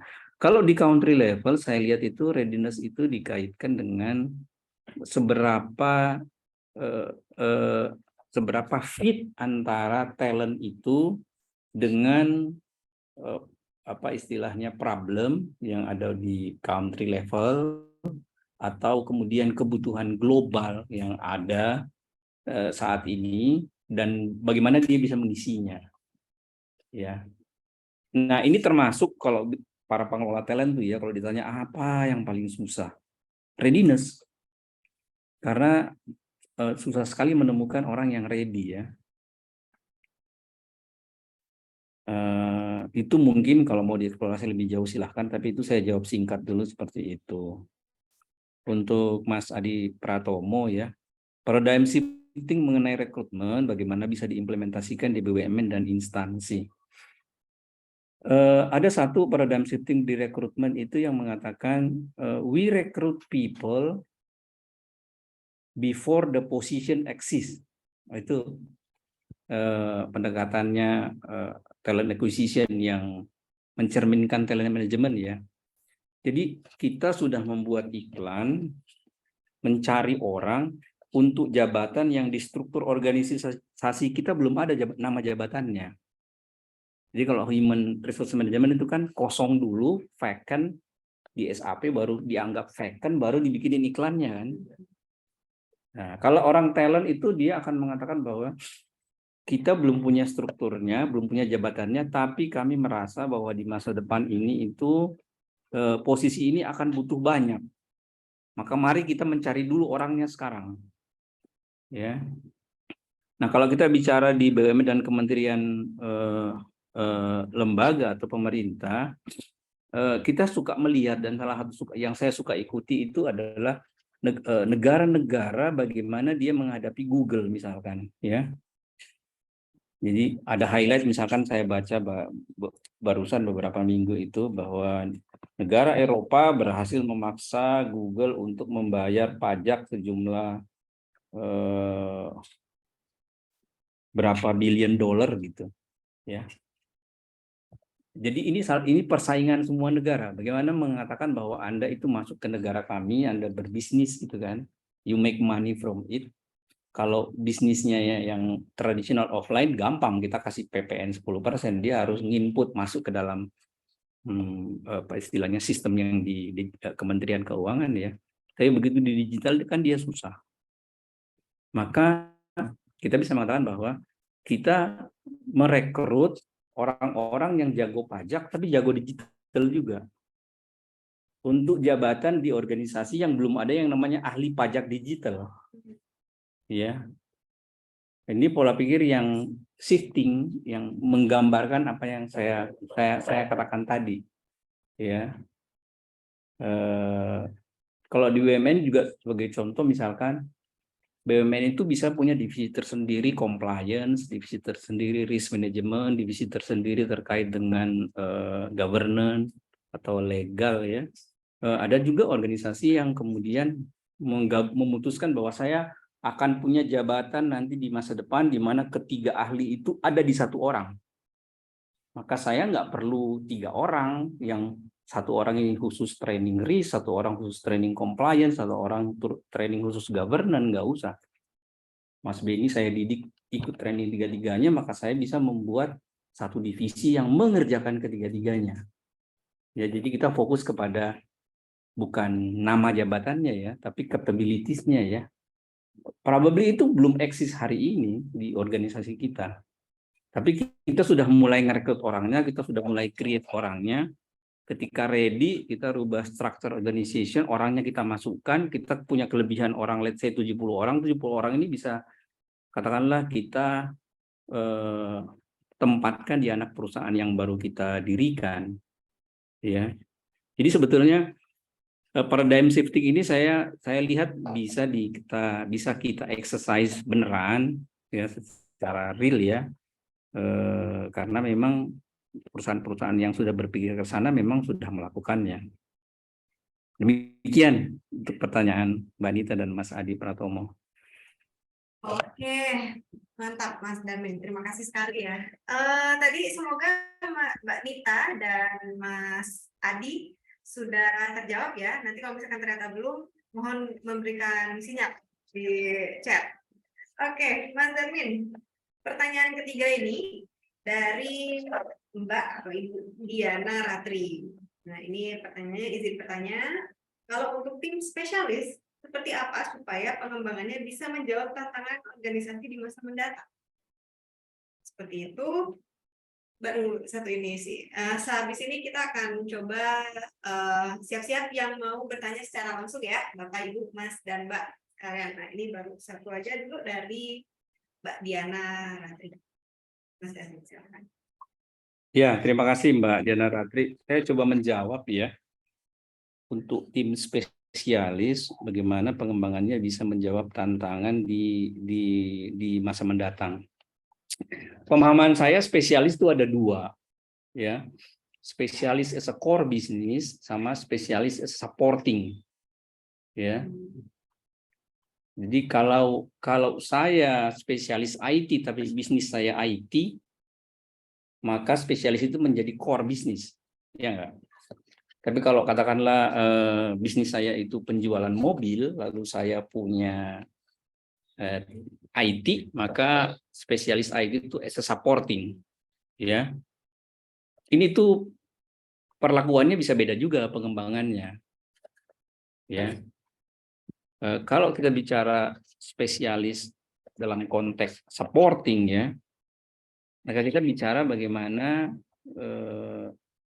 dia bisa menjadi support terkait semua area IT yang dibutuhkan oleh unit kerja internal atau customer sebagai bagian dari role-nya dia. Nah, kalau ini sih kita mesti kembali kepada area-area IT itu sendiri dan spesialis IT itu kemana ya? Apakah dia ke arah infrastruktur kah, atau ke arah hardware, software, atau ke arah network, atau ke arah security, ya, atau ke arah arsitekturnya, database-nya, ya, dan lain-lain. Dan sebetulnya kita sudah punya banyak framework terkait dengan hal tersebut ya. Jadi kita mengembangkannya ini berdasarkan layanan apa yang dibutuhkan unit kerja, kemudian untuk layanan itu kita harus menghasilkan produk seperti apa, lalu untuk menghasilkan produk atau services di internal perusahaan kita itu skill apa yang bisa kita pakai, tentu dengan teknologi yang kita pilih ya. Nah, kalau yang sebagai spesialis kalau bicara core business, mungkin itu mesti dikaitkan kembali kepada bisnis modelnya perusahaan, ya. Jadi pengembangannya dikaitkan dengan istilahnya dengan bisnis model seperti ini, maka apa critical role-nya dari spesialis tersebut dalam rangka berfungsi sebagai istilahnya core services yang ditawarkan oleh perusahaan. Kemudian apa skill-skill yang terkait dengan hal itu, dan kemudian di level global itu skill tersebut itu tersedia di mana dan yang terbaik apa, dan ke arah situlah kita kembangkan tim spesialis tersebut. Mungkin itu Mbak Diana Ratri dan Mbak Mayang yang bisa saya jawab secara singkat terkait hal ini. Terima kasih. Terima kasih. Oke, baik. Terima kasih sekali Mbak Diana Ratri dan Mas Darmin. Oke, sekarang kita akan buka untuk Bapak, Ibu, Mas, dan Mbak yang mau bertanya secara langsung nih ke Mas Darmin, silahkan untuk langsung. Sudah raise hand di sini Mbak Mutia Nurahmi, monggo Mbak Mutia, silahkan langsung aja. Ya, baik. Selamat siang Pak Darmin. Ya, baik. Terima kasih untuk kesempatannya Pak Darmin untuk bisa mendengarkan sharing dari Pak Darmin. Jadi sebenarnya di sini saya ingin meminta pendapat, mungkin wawasan Pak lah dari Pak Darmin berkaitan dengan talent management. Apakah talent management itu berkaitan erat dengan corporate university Pak, yang sekarang sedang marak perusahaan-perusahaan ya Pak ya mendirikan korpu ataupun center of excellence. Nah, apakah talent management itu nanti akan mendukung ataukah bisa bersinergi atau bagaimana Pak Darmin? Mungkin itu saja Pak dari saya. Terima kasih sebelumnya Pak.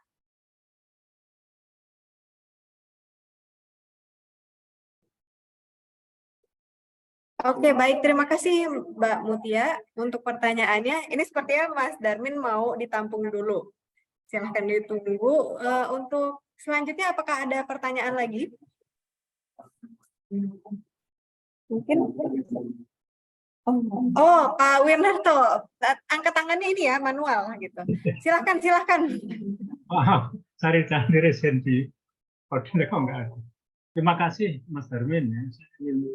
Kebetulan 2 bulan terakhir ini ada 2 organisasi yang minta bantu. Satu menghadapi masalah ada milenial, Gen Y, Gen X, bahkan baby boomer yang masih dalam satu organisasi yang sama. Mereka minta harmoniskan.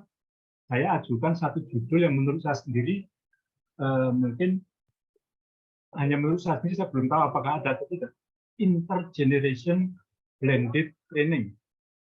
Jadi ini ada perusahaan yang sudah sepenuhnya menerapkan talent. Ada perusahaan atau organisasi yang sama sekali belum menerapkan. Ada yang di antara itu.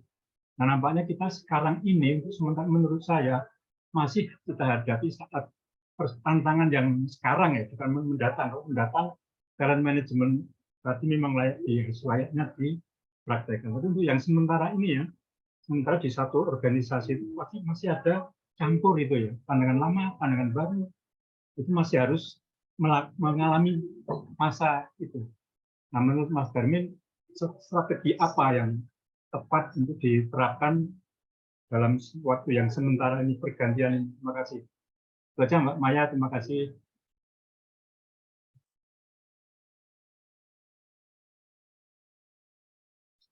Halo? Oke, mohon maaf Pak Wirnarto, tadi itu ada terputus, jadi kita ini.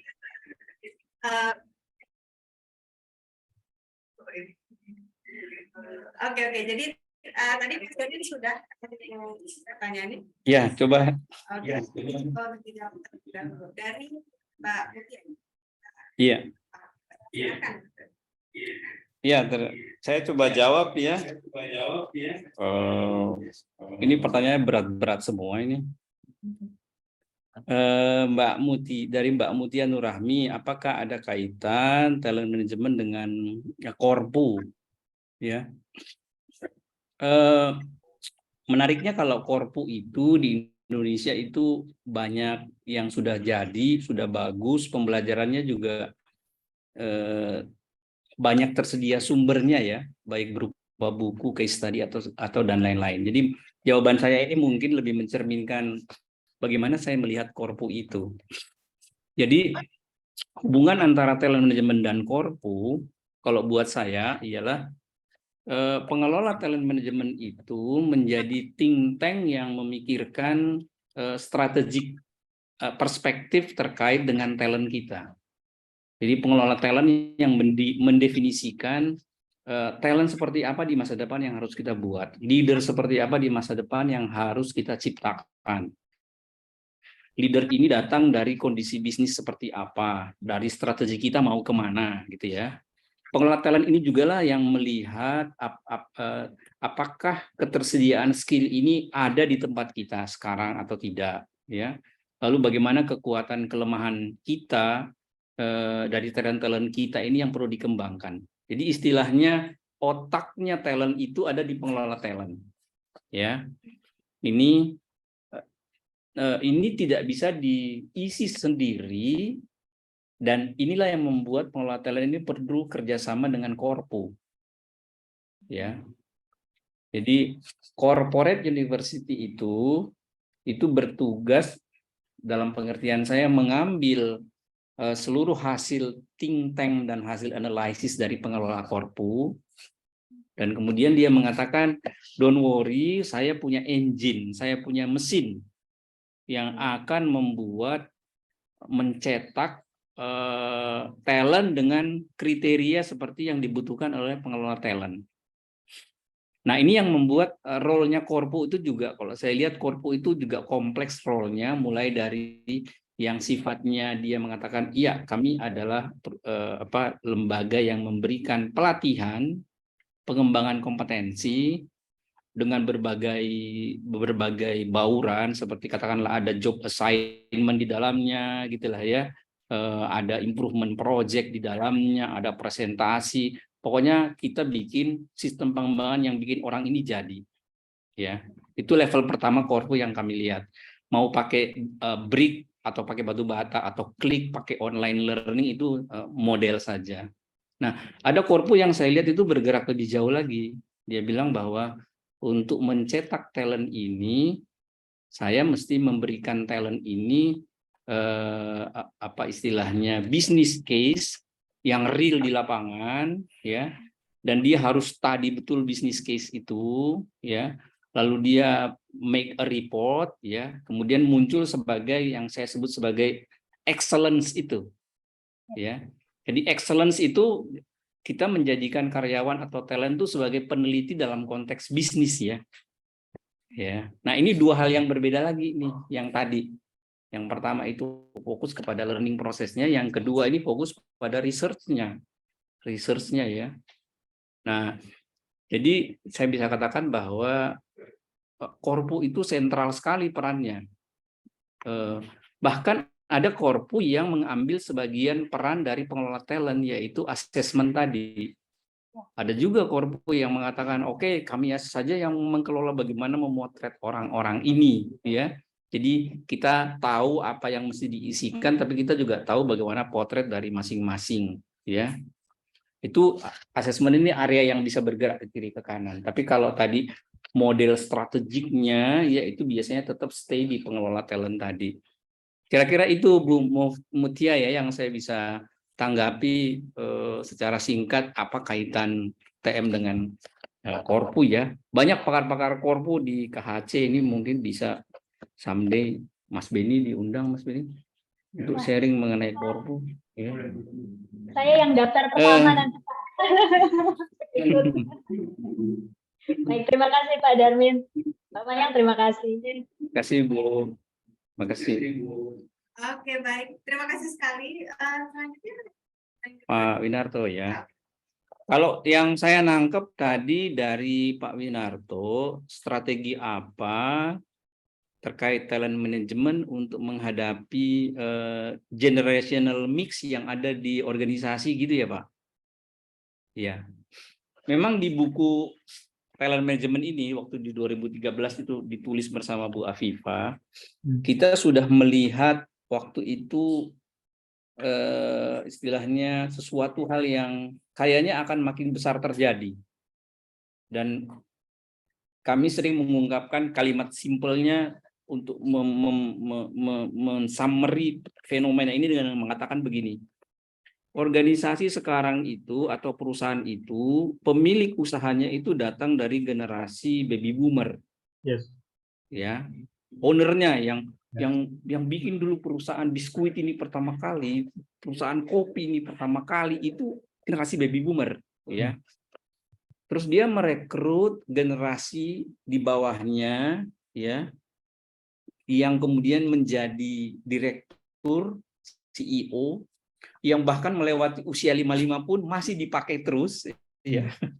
Karena kalau perusahaan seperti itu trust ya, ownernya trust, dia datang dari generasi yang mature ya. Kemudian habis itu yang menjadi senior leadernya itu adalah Gen X, ya. Lalu karyawannya itu kebanyakan dari Gen Y. Nah, itu kami tulis waktu 2013. Jadi waktu itu kami sudah bilang, beware, ada 4 values, ada 4 nilai-nilai, ada 4 kebiasaan, ada 4 cara pandang, cara berpikir yang ada di satu organisasi loh.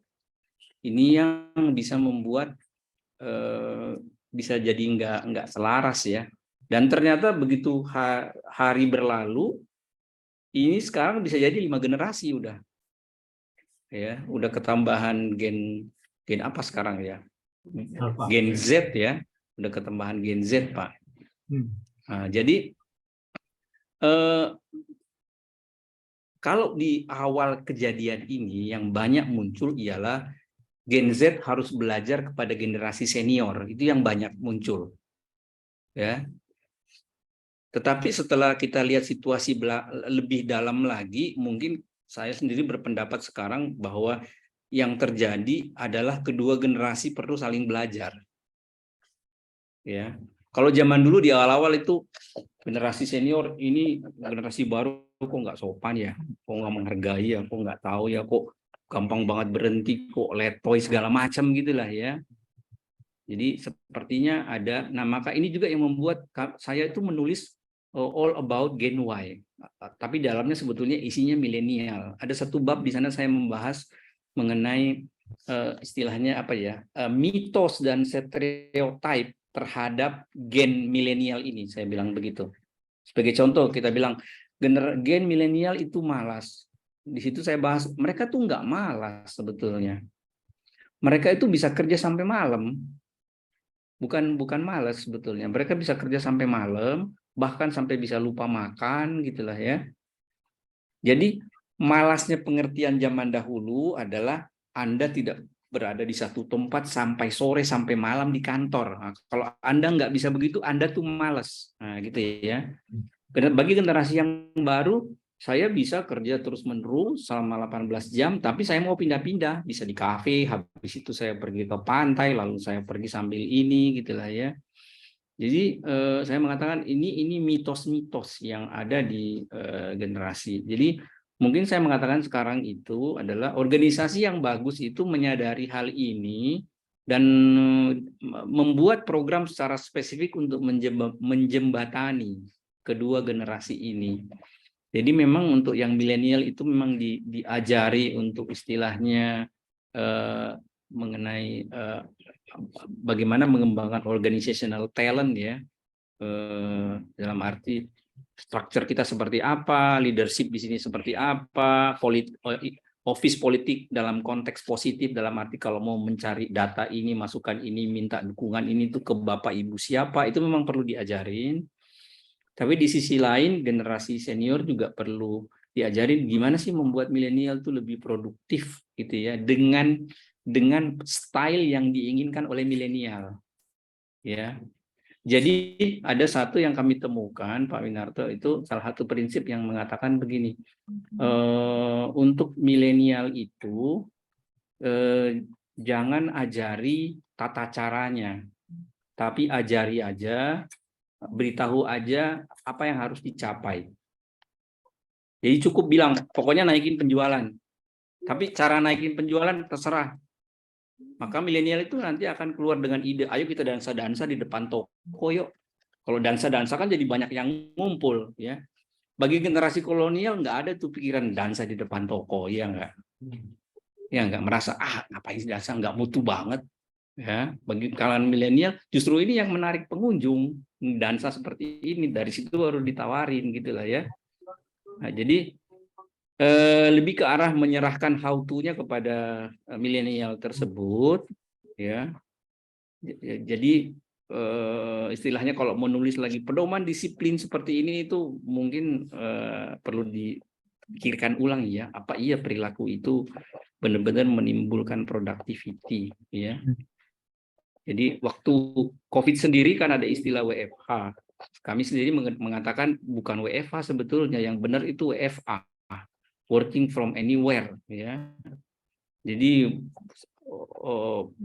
di home itu hanya salah satunya aja, ya. Kira-kira begitu Pak Winarto jawaban yang Luar biasa. singkatnya Pak. Ya, terima kasih banyak. Oke, very menjawab, sangat menjawab.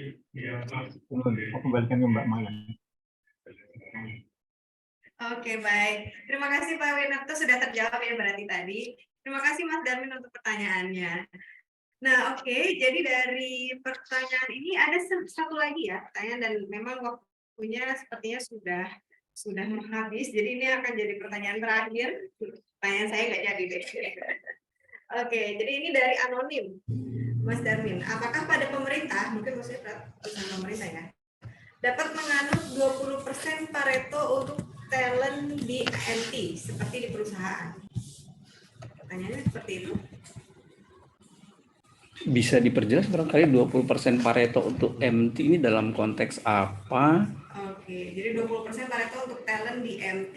Apakah penanya ada di sini karena ini anonim? Mungkin bisa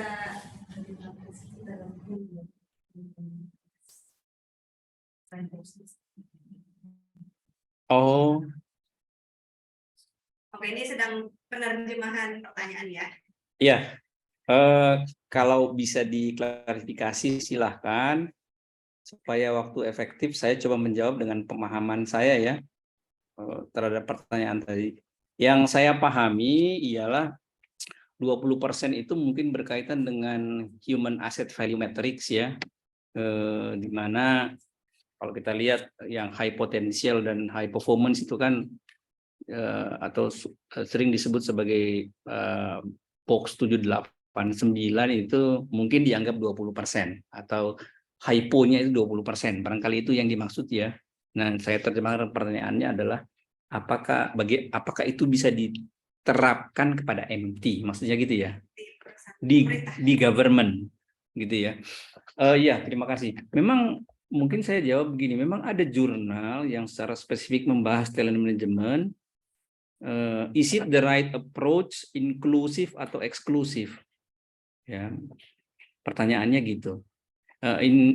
Eksklusif itu seperti yang diterapkan katakanlah di government di Singapura ya, bahwa kita akan memberi gaji tertinggi sama tinggi dengan level CEO di swasta untuk orang-orang yang menduduki jabatan yang paling strategik di pemerintahan. Kenapa? Karena kita ingin ilmunya dia, motivasinya dia, efektivitasnya dia betul-betul orang terbaik yang setara, maka dia bisa berhubungan dengan industri itu sama satu level, ya. Tapi ada juga yang mengatakan bahwa untuk government itu cocoknya pendekatan inklusif, yaitu kita tidak bisa meninggalkan pegawai dan kita harus memutuskan mengembangkan semua pegawai sesuai dengan apa istilahnya aspirasi karirnya di masa depan ya, karena meninggalkan pegawai dengan pendekatan eksklusif itu dianggap kurang bagus ya. Nah, jadi pendukungnya dua-duanya ini ada ya, pendukung yang versi 20% dan yang versi 100% ya. Nah, kalau mungkin secara spesifik supaya menjawab juga, kita kembali dulu ke nature programnya ya.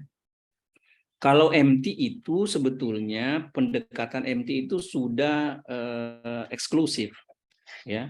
Dalam arti bahwa memang direkrut dari bright student di university, kemudian masuk dalam program yang didesain secara khusus sebagai management trainee development program gitu ya.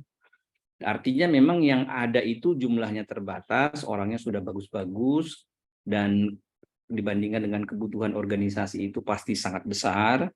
Maka sebetulnya ini membawa kita pada approach yang paling bagus itu adalah pendekatan inklusif tadi, yaitu pendekatan bahwa semuanya itu dikembangkan bersamaan. Nah, yang nanti barangkali membedakan itu adalah speed-nya menuju readiness-nya. Tadi ada pertanyaan terkait dengan readiness-nya ya. Jadi semuanya masuk ke kereta jalur cepat, gitu ya. Tetapi yang kemudian lebih dahulu untuk keluar dari kereta jalur cepat dan betul-betul perform, dimasukkan, didudukkan di jabatan tersebut, kita menggunakan konsep readiness lagi dalam tahapan talent monitoring di proses yang saya sampaikan di depan. Nah, itu barangkali yang saya bisa tanggapi ya dari pertanyaan tadi. Mudah-mudahan mengena terjemahan saya ya.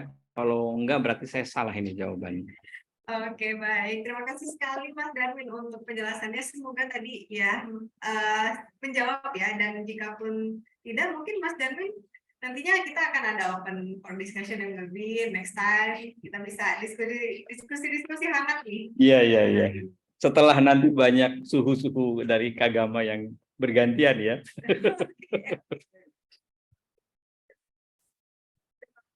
Dan Mbak semua di sini yang sudah mengajukan pertanyaan. Nah, dari KHC kita ada program giveaway ya, giveaway kepada 3 penanya terbaik nih. Nah, di sini saya akan menyerahkan ke Mas Darmin untuk memilih 3 penanya terbaik. Mungkin boleh Mas Darmin. Mbak Mayang, karena tadi saya fokus menjawab, jadi saya mau ngembaliin lagi ke Mbak Mayang untuk memilih 3 penanya. Silakan.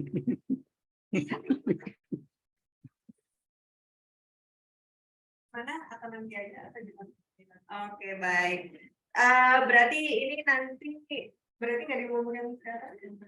Ada yang tadi gue yang. Oh. Oh, oke. Baik, karena ada yang tidak sesuaian dengan agenda. Jadi nanti kami akan mengumumkan untuk penanya terbaiknya. Dan nantinya akan diberikan hadiah berupa buku KHC. Seperti itu ya, benar? Oke, baik.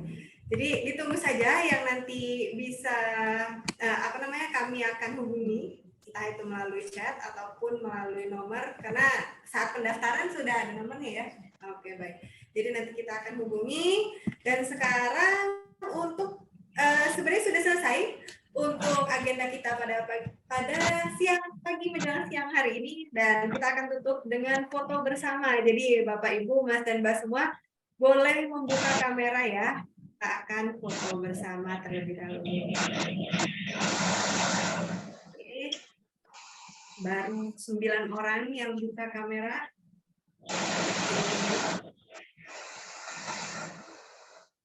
Habis ini Mas Bayu ada yang mau ditampilkan? Oke, baik. Ya. 1 menit lagi nih. Sudah tidak ada?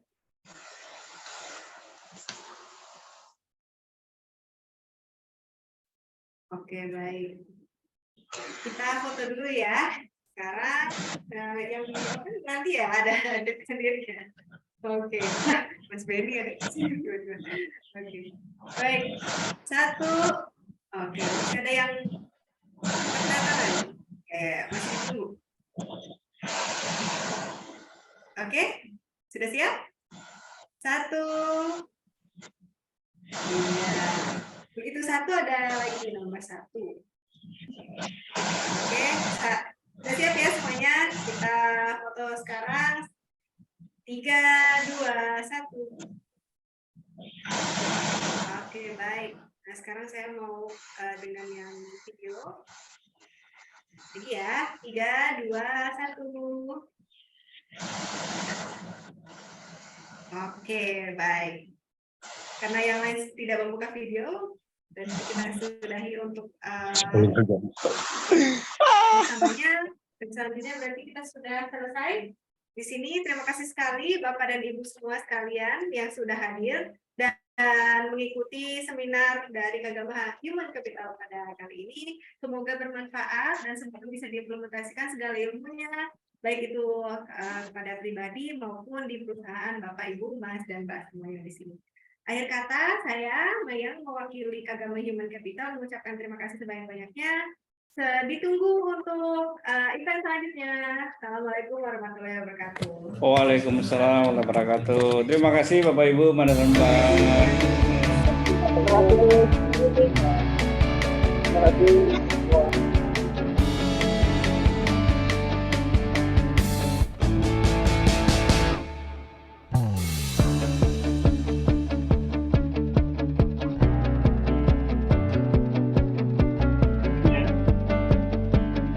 Assalamualaikum.